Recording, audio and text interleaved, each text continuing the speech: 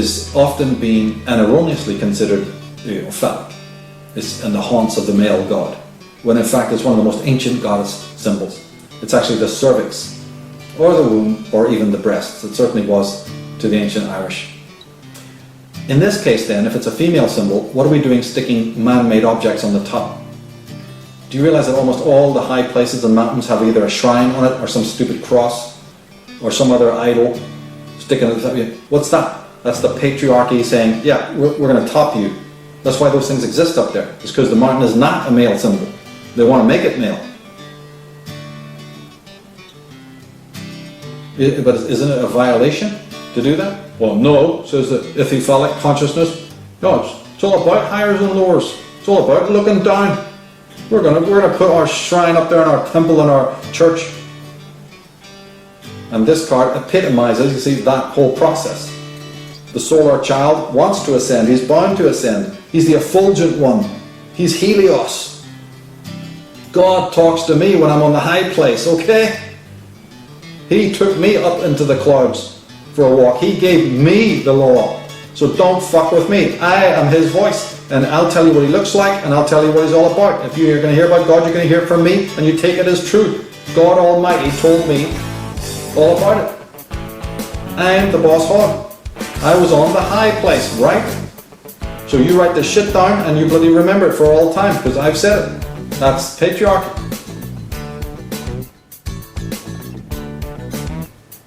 Now, the mountain, there's two slopes to descend. I mean, he's bound to descend. He can't stay there on that limited peak forever. So he must descend. So which road is he going to take? Which of the two slopes will he go down?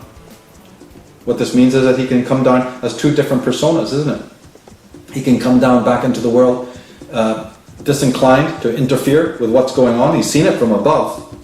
And he's sickened to death with it all. So he comes down like the Taoist sage. Hey, you want to do something? Go do it. It's all good. I don't know anything, I'm the fool. Don't ask me. Or you can choose the other road and descend as a son of horizon. We've seen a lot of them through this series. Committed to instruct others. He's going to form a path. He doesn't realize he's adding to their apathy and their confusion. He's taking away their will, which is what they want, with his paths and his religions.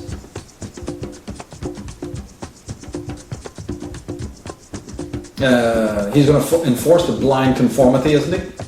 Because he's perfected, to come down as a son of horizon, he's perfected the means of deception, the art of deception, the eloquence needed to hypnotize and bedazzle, to outwit any opponents in argument, to don a robe and feign some sort of divinity.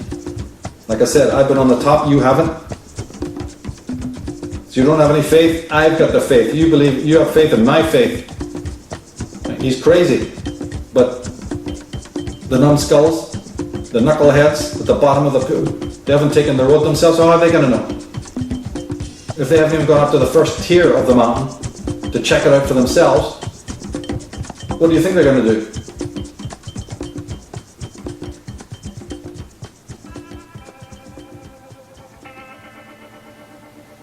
That getting high above the world is very, very important, to us. Heading towards the light.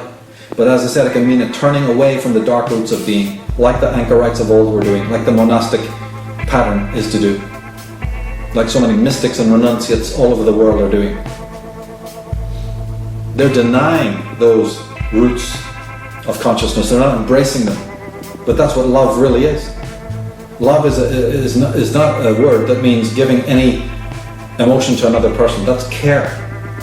Love is the emotion that you experience when all the hemispheres come together.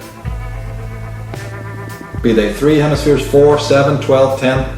When the hemispheres of your being, sympathetic, parasympathetic, mental and somatic, core and surface, once they're in harmony, in attunement, and that attunement is not taught to you by anyone else, it's taught to you by yourself. And when you have it, you're in a state of love. From that state of love, you become a model to other people, and you care for them. And you show them care, and there you are. But it's an acknowledgement of the roots of your own being and the love and the care for those roots. As paradoxical as that sounds to the rational man.